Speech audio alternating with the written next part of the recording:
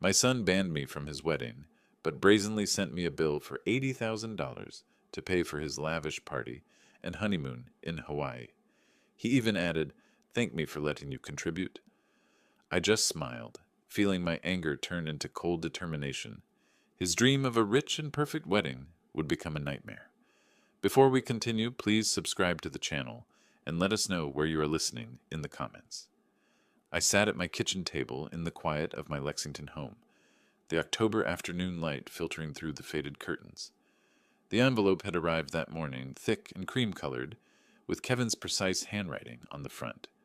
I had assumed it was the wedding invitation. Finally, after months of radio silence, my fingers traced the seal, a small thrill of hope stirring despite everything. I tore it open carefully, expecting elegant cardstock announcing the date, the venue, perhaps a note asking me to walk him down the aisle like we'd joked about years ago. No invitation. Instead, a stack of papers slid out, itemized bills, crisp and professional, totaling $80,000. My eyes scanned the lines. $50,000 for the mansion rental near Lexington, a sprawling estate with manicured gardens and crystal chandeliers. $20,000 for catering, including imported wines and lobster flown in from Maine. Another $10,000 for the honeymoon suite on Maui, complete with private beach access. And tucked at the bottom, a handwritten note from Kevin. "Dad, after the problems you've caused the family, be grateful that I allowed you to contribute. This covers your share. Send the check soon. Victoria and I are counting on it." I stared at the words, the paper cool and smooth under my fingertips. Problems? The problems he'd thrown in my face during our last argument, blaming me for not climbing higher in my engineering career, for the modest life we'd led after your mother's death. My hand trembled slightly as I set the note down, the itemized costs blurring for a moment. Nearby, on the table, sat a framed photo of young Kevin, gap-toothed and grinning from a Little League game, his tiny hand in mine. How had that boy turned into this man, demanding money like I was an ATM, banning me from his wedding because I didn't fit his polished image? Shock hit first, a cold wave that made my chest tighten. I crumpled the note in my fist, the paper crackling like dry leaves. But then I smoothed it out again, laying it flat. No, I wouldn't let anger consume me blindly. I pushed back from the table, standing up slowly, my knees protesting the movement. The kitchen felt smaller, the walls closing in with memories of family dinners long gone. I walked to the sink, splashing water on my face, but it didn't wash away the sting. Kevin thought he could erase me from his life while dipping into my savings, the nest egg I'd built through years of overtime, scrimping after losing Elena to cancer in 2015. He'd called me once after her funeral, voice clipped. "You should have done more, Dad, for all of us." I returned to the table, picking up an old pocket watch, a family heirloom from my father, its chain worn from generations of hard work. It ticked steadily in my palm, a reminder of bonds that should endure. But Kevin had severed ours, hadn't he? Banning me because Victoria whispered that a simple pensioner would embarrass their tech executive crowd. I smiled then, a slow, bitter curve of my lips, as the hurt twisted into something sharper, resolve. I set the bill aside, folding it neatly, and felt a spark ignite deep inside, a plan beginning to form in the shadows of my mind. I glanced at the bill again, its numbers mocking me. The anger slowly ebbed, giving way to cold clarity. If Kevin thought he could manipulate me, he was mistaken. I knew a direct confrontation would get me nowhere. He'd dismiss me, as always. But I could gather information, find cracks in their perfect plan. My old laptop sat on the kitchen counter, dusty but ready. Time to find out what they were really up to. That spark lingered as I glanced at the photo again, picking it up this time. Kevin's young face stared back, innocent and full of promise, from a day at Jacobson Park when he was 8. He'd climbed onto my lap during a sudden thunderstorm, burying his head in my shoulder while rain pelted the car windows. "Don't worry, Dad," he'd said, his voice muffled. "You're the strongest." I'd held him close, promising to always protect him, just as Elena watched us with that warm smile of hers. I paced the kitchen now, the floorboards creaking under my steps, the scent of stale coffee from my morning mug hanging in the air. Those memories flooded in unbidden, weekends teaching him to swing a bat at the local field, his laughter echoing as he rounded the bases. We'd been unbreakable then, a trio against the world. But after Elena's death, everything shifted. Kevin was 25, already climbing the corporate ladder in tech, and he started pulling away. "You let her down, Dad," he'd accused one night over the phone in 2016, his voice laced with resentment. "If you'd made more money, maybe the treatments could have been better." I'd swallowed the pain, reminding him of the insurance battles, the second mortgage I'd taken to cover her care, but he didn't listen. He saw only my failures, the modest house, the reliable but unglamorous job. Last Christmas had sealed it. I'd driven to their sleek apartment in downtown Lexington, arms full of homemade tamales, like Elena used to make. Victoria had barely glanced up from her phone, whispering something to Kevin that made him smirk. "Dad, we're going vegan now," he'd said dismissively. "And honestly, you showing up unannounced? It's awkward." I'd left early, the drive home a blur of streetlights, feeling like a relic in their shiny world. Now, this bill, it was the final insult, demanding I fund their extravagance while they shoved me aside. My fists clenched at my sides as I stopped by the window, watching leaves skitter across the yard. The anger built, a steady burn replacing the nostalgia. How dare he treat me like a burden, then expect gratitude for allowing me to pay? I wasn't the victim here, not anymore. I'd raised him alone after Elena, sacrificed vacations and comforts to give him a start. And Victoria, with her designer bags and social media boasts, enabling his greed. No, this betrayal demanded consequences. I vowed then, silently but fiercely, to turn their perfect day into a lesson they'd never forget. Rain began to patter against the glass, mirroring the storm inside me, and I turned away, my resolve hardening like steel. A momentary doubt flickered. Was I too old for this fight? But I pushed it aside. Justice wasn't about age. It was about dignity. With that thought, I reached for my laptop on the counter, the cool metal grounding me as I prepared to dig deeper. The laptop hummed to life in the dimming light of the room, its screen casting a blue glow across the cluttered table. I settled into the chair, the rain now a steady drum outside, and opened the browser with purposeful clicks. Kevin's social media profiles were private, but Victoria's wasn't. She loved flaunting their life. I scrolled through her posts, each one a stab. "Can't wait for our dream wedding at the Ashford estate." "Blessed trusts, luxury living." The date jumped out, November 15th, 2024, just weeks away. Photos showed the mansion, its grand ballroom decked in mock setups, chandeliers sparkling like diamonds. I sipped from a glass of the cheap red wine I'd been saving, its bitter tang sharpening my focus. Action spoke louder now, no more wallowing. I jotted notes on a pad. Venue, Ashford Estate, 50K rental. Caterer, elite events, boasting farm-to-table for 200 guests. Photographer, some high-end pro named Lila Voss, her portfolio linked in Victoria's comments. "Gorgeous shots incoming," Victoria had captioned, with heart emojis. Internal debates raged in my mind. Should I confront him directly? No, that would give him the satisfaction of dismissal. Better to undermine from the shadows, make him feel the loss of control he so feared. Tab after tab opened. Wedding planner Mark Brennan's site, his bio touting seamless events for discerning clients. A mutual contact on LinkedIn confirmed he was handling it. An old colleague of Kevin's had liked a post about the booking. Honeymoon details trickled in from a travel agency's promo. Maui Resort, Overwater Bungalow, all funded by that bill they'd sent me. My anger flared anew at a video Victoria shared, her trying on a gown, Kevin grinning beside her. "Daddy's paying for the party." "Indirectly," she'd joked in the comments, a winking emoji following. "Indirectly?" The audacity fueled me. I cross-referenced vendors, building a list, florist, DJ, even the limo service. The extravagance was staggering, far beyond what Kevin's salary could cover without my contribution. A hesitation crept in. Was this revenge too far, risking what little family tie remained?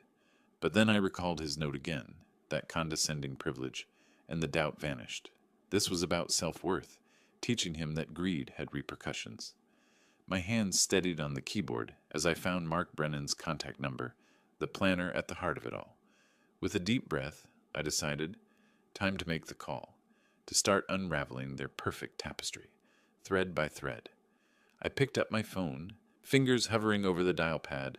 The phone rang twice before a polished voice answered, smooth as polished marble. Mark Brennan Events. This is Mark speaking. How can I make your day extraordinary? I leaned against the kitchen counter, the receiver cool against my ear, steadying my breath. Hello, Mark. This is Stephen Torres. I'm Kevin Torres's father, the one footing the bill for his wedding. A pause, then warmth flooded his tone. Mr. Torres, Kevin mentioned you'd be calling to finalize payments. We're thrilled you're contributing to such a special event. The Ashford estate is booked solid, and Victoria's vision is coming together beautifully. I let him ramble for a moment about floral arches and string quartets, my mind sharpening like a blade. Actually, Mark, I'd prefer to discuss this in person. Can we meet tomorrow? I have some details to clarify. He agreed quickly, suggesting his downtown Lexington office at 10 a.m. I hung up, the click echoing in the quiet room, and poured myself another glass of wine, swirling it as I envisioned his face when the truth hit. No more hiding behind notes and bills. I leaned back in the chair, adrenaline pulsing through me. The meeting with Mark was the first step, and I needed to be ready. I spent the rest of the evening reviewing the bill again, jotting down key figures to keep facts at hand. Before bed, I picked out a clean sweater and slacks. Nothing fancy, but enough to look serious. As I lay down, I felt the plan solidify, like a house's foundation. The next morning, I woke early, coffee in a thermos, keys in hand, ready to head out. The next morning, I drove through light traffic, the autumn leaves swirling like confetti on the windshield. A brief hesitation gripped me at a red light. Was this the point of no return? But I dismissed it, accelerating as the light turned green. Mark's office was in a sleek building off Main Street, all glass and chrome, a far cry from my engineering firm's old brick setup.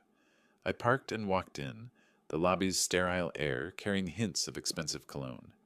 Mark greeted me with a firm handshake, his suit tailored and tie knotted perfectly. Mr. Torres, come in. Coffee? He led me to a plush chair opposite his desk, piled with swatches and contracts. A framed photo of a beaming couple under a gazebo caught my eye, stirring a quiet resolve. That joy wouldn't be Kevin's, not on my dime. We settled, and he pulled out the file. So the $80,000 covers everything. Venue, catering, even the honeymoon deposit. Kevin assured me it's all set. I leaned forward, my voice even. Did he? Tell me, Mark, did Kevin mention that he banned me from the wedding? That I'm not even invited to this extravaganza I'm supposedly funding? His eyes widened, the pen slipping from his fingers. Banned? No, he said. Family contributions were handled. This is awkward. Awkward, I echoed, short and sharp. Try insulting. He sent me the bill with a note saying I should be grateful. After raising him alone. After everything. Mark shifted, rubbing his temple. I don't know what to say. The contracts are signed, but without full payment, we can't proceed. Deposits are non-refundable, but the balance... Exactly, I cut in. Inform Kevin the wedding halts until he talks to me directly. No funds from me, and if he pushes, remind him how fragile plans can be. He nodded slowly, stunned. I'll call him today. This changes things. As I stood to leave, I overheard him mutter under his breath, That arrogant kid. It fueled me, a first taste of the chaos brewing. I stepped out into the crisp air, the door clicking shut behind me, and felt the ripple spread, like a stone skipped across still water. Standing on the sidewalk, I felt a surge of strength, but knew I couldn't go far alone. Mark was just the start. Kevin wouldn't back down easily, and I needed eyes and ears I could trust. Alex's name surfaced in my mind, his number still saved in my phone despite years of silence. He knew Kevin better than most, and his new work as a detective could be useful. Sliding into the car, I took a deep breath, feeling the plan take shape, and started scrolling through contacts. In the car, I checked my phone. No missed calls yet, but the silence wouldn't last. As I merged onto the highway back toward home, my thoughts drifted to allies. Scrolling through contacts, I paused on Alex's name, untouched for years. Kevin's childhood best friend, the one he'd ditched when ambition took over. A quick memory flashed. Alex at 12, showing up at our door after his parents' divorce. Elena making him hot chocolate while Kevin and I played cards to distract him. I dialed before doubt could settle. Alex, it's Stephen Torres. Been a long time. His voice came through, surprised but warm. Mr. T? Wow, yeah. How've you been? Everything okay? Not exactly, I admitted. Kevin's getting married, but it's complicated. Can we meet? I need your expertise. Heard you're a private detective now, with photography skills. He chuckled dryly. Word gets around. Sure, the old cafe on Broadway, in an hour? I agreed, hanging up as I turned into my driveway. The house felt less empty with purpose filling it. An hour later, I sat at a corner table in the cafe, the aroma of fresh-baked scones mingling with falling leaves visible through the window. Alex arrived taller than I remembered, with a detective's keen eyes and a camera bag slung over his shoulder. We shook hands firmly, his grip steady. Mr. T, you look good. Sorry about Elena. She was like a mom to me, too. Thanks, Alex. And call me Stephen. I slid him a coffee. Kevin banned me from his wedding, but sent a bill for 80 grand. I'm not paying. I'm fighting back. His face hardened. That sounds like him. Ditched me years ago when I wouldn't fake a reference for his job. Said I was holding him back with my small-time gigs. I nodded, probing gently. Heard stories like that. Exploited others for his climb. Oh yeah, Alex said, leaning in, his tone laced with old hurt. In college, he borrowed my project ideas. Claimed them as his. When I called him out, he ghosted me. Victoria's the same. All about the image. We planned over refills. He'd document the wedding from outside. Capture any fallout with photos and video, ready for public leverage if needed. A mutual acquaintance waved from the counter. Old Mrs. Jenkins from the neighborhood, stirring a laugh. Remember when you and Kevin pranked her with fake snow in July? Alex grinned, but it faded. Those days are gone. He changed. Mine too, I replied. But this alliance? It's real. We parted with a handshake, ideas swirling in my head like the steam from our cups. What if we need more? Recordings? Logs? I asked, the question hanging as he nodded thoughtfully. Come by my place tonight, I suggested. Bring what you've got, and let's start prepping for real. Alex grinned, his eyes sparking with enthusiasm. Deal, Stephen. I'll be there at 8. That question echoed as I drove home, rain starting to patter again on the roof. By evening, I had texted Alex to come over, unable to wait. He arrived at my door, toolkit in hand, the downpour turning the porch light into a hazy glow. Ready to level up? He said, stepping inside, shaking off his coat. We moved to the living room, where I cleared space on the coffee table. Dim lamps cast long shadows across the faded rugs, and I handed him a mug of hot coffee, its steam curling like a promise. Show me how to protect myself. Recordings, cameras, the works. Alex unpacked gadgets. A small recorder, hidden cams, even apps for call logs. First, legal basics, he explained, his voice steady and instructional. In Kentucky, one-party consent for recordings. Hit this button, mid-call. I practiced on a mock setup, his demo exposing tactics Kevin might use. Gaslighting, deflection. Like when he blamed you for his mom's treatments not working, Alex said softly. I remember you selling your car to pay bills. He ignored that. The words hit hard, pulling a memory. Elna in the hospital, her hand weak in mine. Kevin storming out after accusing me of not fighting harder. I shared it briefly, voice catching. She deserved better from all of us. You gave everything, Alex replied, his intonation gentle yet firm. I owe you. After my folks split, you let me crash here, tutored me in math. Kevin laughed it off, called me weak. We toasted quietly with our mugs, to justice, not revenge. He walked me through camera placement. Angle it here for the door, catch his faces clear. I tested one, the feed crisp on my phone, a surge of strength rising as the image stabilized. But as the device hummed, a new thought intruded. What if Kevin called tonight, sensing the shift? Kevin didn't call that night, but I knew the silence wouldn't last. The next day passed in tense anticipation. I checked my phone, tested the cameras, took a walk around the block to calm my nerves. Every car passing by made me flinch, thinking it was him. By evening, I was on edge when the phone finally buzzed, his name flashing on the screen. The device hummed softly in my palm, its green light steady, when my phone buzzed on the table, slicing through the evening quiet like a knife. I was midway through brewing tea, the kettle just starting to whistle, steam curling up in lazy wisps. The screen lit up. Kevin. I let it ring, watching the vibrations skitter the phone across the wood, a chill draft from the window echoing the tension knotting my gut. It went to voicemail, then buzzed again. Victoria this time. I ignored that too, pouring hot water over the tea bag, the aroma of chamomile grounding me as I recalled Alex's advice. Record everything. Their words will be your ammunition. A few days had passed since our session, filled with quiet preparations, installing apps, testing angles in the house, even a walk around the neighborhood to clear my head. But now the storm was breaking. The notifications piled up. 3 voicemails, texts flashing urgent. I sat at the kitchen table, the dim overhead light casting shadows on the walls, and played the first one, finger hovering before pressing. Dad, it's Kevin. There's a misunderstanding with the payments. The planner called, said you pulled out. Call me right away. We need to sort this. His voice started composed, but an edge crept in like gravel underfoot. I replayed it, noting the panic bubbling beneath. Misunderstanding? As if his bill and ban were accidents. The second, Stephen, Victoria here. Kevin's upset. The vendors are threatening to cancel without your contribution. Don't do this. It's petty. Her tone clipped, superior, like scolding a child. Petty. The word stung, but I smiled faintly, sipping my tea. Alex had warned of this. Desperation masked as accusation. The third voicemail came from Kevin again, urgency ramping. Dad, seriously, pick up.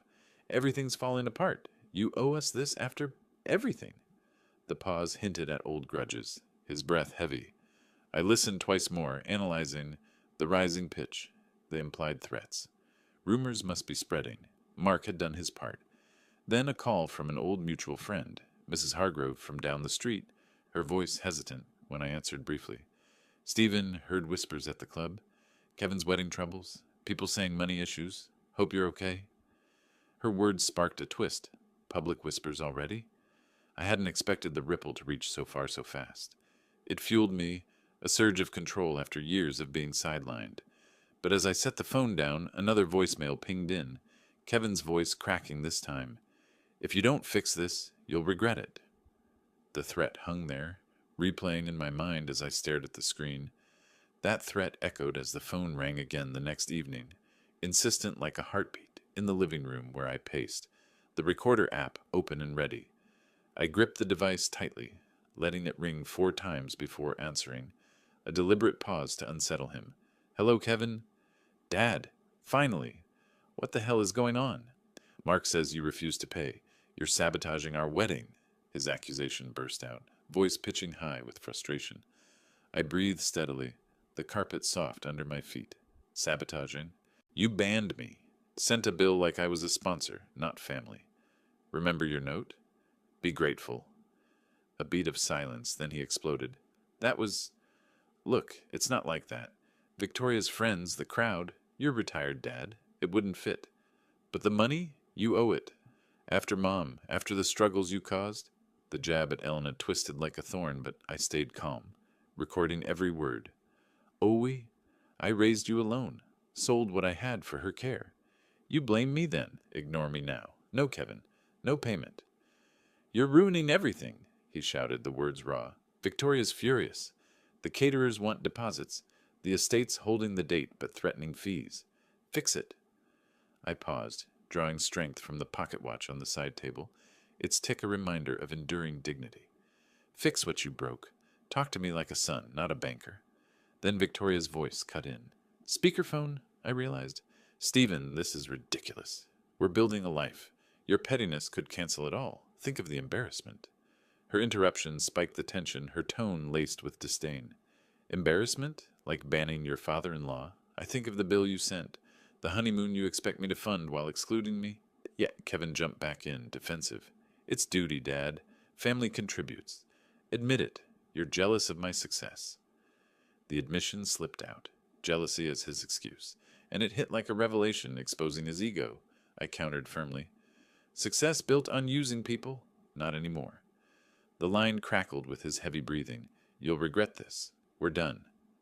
He hung up abruptly, the silence ringing in my ears. his words echoing as a key slip, a vulnerability laid bare that sharpened my resolve. That vulnerability lingered in my thoughts as I paced the hallway, the house quiet except for the faint hum of the fridge. Moments later, a text alert chimed. Alex, update, vendors demanding payment, rumors flying at the estate, photos incoming. I opened the attachment, blurry shots of workers pausing setups, a florist van idling uncertainly. The images fueled me, but then Kevin's texts flooded in. Selfish old man, destroying our day over ego. Short, stabbing accusations glowing on the screen. I scrolled, heart steady, when the neighbor's call came. Mr. Ellis, from across the fence. Stephen, saw Kevin yelling at a delivery guy yesterday. Rude as hell, demanding discounts like he owned the place. His voice gruff, supportive. Heard about the wedding mess. If you need backup, I'm here. Remember how he snubbed us at the block party? Acted too good. I leaned against the wall, phone to ear. Thanks, Ellis. What exactly happened with the delivery? He chuckled dryly. Guy dropped off invitations or something. Kevin berated him for a crease, said, Do you know who I am? Victoria just watched. Folks are talking. Vendors pulling out. The anecdote painted Kevin's arrogance vivid, a snub echoing his treatment of me. Appreciate the intel. Keeps me going. No problem, Ellis replied, warm. You've got community here. He doesn't. We hung up, and I texted Alex back. More from neighbor. Kevin's alienating everyone. His reply, perfect. Escalation incoming. Preps faltering. But as I set the phone down, a new text from an unknown number popped up. Perhaps a vendor, hinting at deeper trouble. Mr. Torres, wedding cancellation fees. The words trailed, spiking a fresh wave of urgency, as the ticking clock on the mantel seemed to count down to something inevitable. The gray light of dawn seeped through the curtains on November 15th, 2024, the wedding day, as rain began to patter against the window panes like impatient fingers. I'd woken early, the ticking clock from the night before still echoing in my ears, a reminder of the urgency building over the past week. Those days had slipped by in a rhythm of quiet vigilance, monitoring updates from Alex, ignoring the escalating texts from Kevin, even taking long walks in the crisp Lexington air to steel my nerves against any wavering doubt. Now, as I checked the weather app on my phone, forecasts of steady downpours mirrored the storm I'd orchestrated, a symbolic deluge washing away pretenses. I brewed coffee, the rich scent filling the kitchen, and settled at the table with my device ready. Alex's first text came at 7 a.m. At the estate, vendors arriving or not. Photos soon. I sipped slowly, the mug warm in my hands, as images trickled in. Florists unloading vans only to repack half the arrangements, their faces pinched in frustration under umbrellas. Deposit issues, one caption read. They're leaving. The chaos unfolded in real-time snippets. A caterer truck idling, workers boxing up crates of untouched china and silverware, rain slicking the driveway into a glossy mess. Guests started arriving around noon, Alex's covert shots showing confused clusters under tents, umbrellas blooming like dark flowers. Overheard. Where's the setup? His message pinged. I ignored a flurry of calls from Kevin, the phone vibrating like a trapped bee on the table. Voicemails piled up. I played one, his voice frantic. Dad, send the money now. Everything's falling apart. The estate manager's threatening to shut it down. The desperation cracked through, a far cry from his earlier arrogance. More photos. The grand hall half-dressed, chairs scattered haphazardly, no sign of the string quartet. Then, a shot that twisted something inside me. Victoria in her gown, expression crumpled, rain streaking the mansion windows behind her like tears. Doubt flickered briefly. Was this too cruel, turning their day into a spectacle? But I recalled the bill's condescension, the ban that cut deeper than any rain, and the doubt dissolved into quiet satisfaction. Justice wasn't gentle. By afternoon, Alex reported, guests milling, some leaving, rumors spreading, family feud over funds. I paced the room, rain drumming steadily outside, envisioning the humiliation unfolding miles away. Another voicemail from Kevin pleading, Please, Dad, wire it. Guests are laughing. Help. A guest's murmur in Alex's audio clip, This is a disaster. Poor planning? The downpour intensified, sheets of water blurring the yard, as if nature itself amplified the reckoning. But then my phone rang again, Kevin's name flashing, his voice on the edge when it went to voicemail, mid-ring. That mid-ring plea hung in the air as I let it roll to voicemail once more, the sound swallowed by a sudden pounding on the door, insistent and heavy amid the downpour. Rain dripped from the eaves in steady rivulets, pooling on the porch steps. I approached slowly, peering through the peephole. Kevin and Victoria, disheveled in pajamas under hastily thrown coats, hair plastered wet, faces pale and drawn. I opened the door a crack, the cool mist spraying in. "What are you doing here?"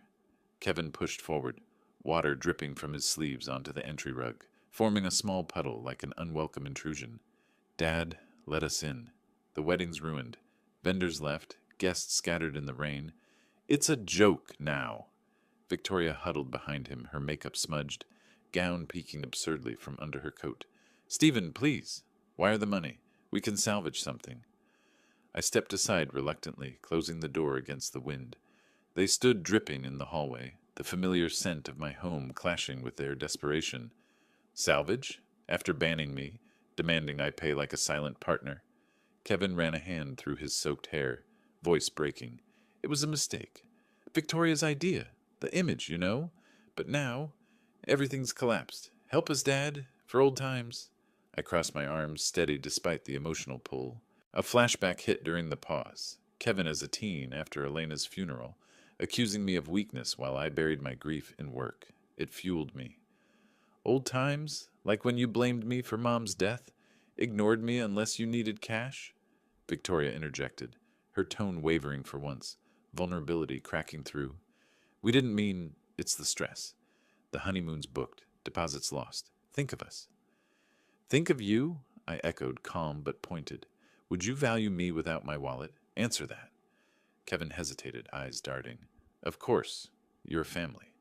But success means standards. Please, just transfer it." The admission, standards over bonds, hung heavy, exposing the shallowness. "No, Kevin. This is the consequence. Greed has a price." He begged then, voice rising. "You're destroying us." Guests whispered, vendors mocked. "Fix it. For your son." Victoria clutched his arm, whispering urgently, but I shook my head. "Go. Learn from this." As I moved to open the door, Kevin's final words tumbled out, raw. "Wait, Dad. I regret it. All of it." The rain roared outside, and I closed the door on them, their footsteps retreating into the storm, resolve lingering like the echo of his regret. That echo faded into silence as I turned away, sinking into the armchair by the window, rain streaking the glass in fading patterns. Their car lights pierced the dusk before vanishing, leaving the house wrapped in a comforting hush. The next few days blurred into reflection, fielding calls from curious neighbors, sorting through the emotional debris, even burning the original bill in the fireplace one quiet evening, its ashes a symbolic release. By week's end, Alex texted confirmation. "Full collapse. Estate refunded partial, but reps tanked. Buzz got me new clients, thanks to the fallout." I called him, the line crackling warmly. "Stephen, you did it." Photos show the empty tents, guests bailing, Kevin's circles whispering. Arrogance bit him. I leaned back, glancing at an open photo album on the table. Faded images of happier times, stirring but not overwhelming. "Appreciate your help, Alex. Feels freeing." He laughed lightly. "Anytime. Heard from him? Not since, but maybe he'll learn." We chatted about old pranks, the conversation turning to future plans, perhaps a trip for me, unburdened. Later, an unexpected outreach. Mrs. Hargrove emailed, inspired by the rumors. "Stephen, your stand reminded me to value real ties. Coffee soon?" It warmed me, alliances blooming from the chaos. I muttered to myself over a solitary toast with coffee. To dignity reclaimed. The home felt fuller, not with things, but with self-worth. Kevin's lesson might sting, but growth often did. Hints of his regret suggested seeds planted. As the rain finally cleared, I stepped outside into the crisp air, sunlight breaking through clouds, a new path unfolding before me. If you liked this story, please like this video, subscribe to the channel, and share your impressions of this story in the comments. To listen to the next story, click on the box on the left. Thank you for watching.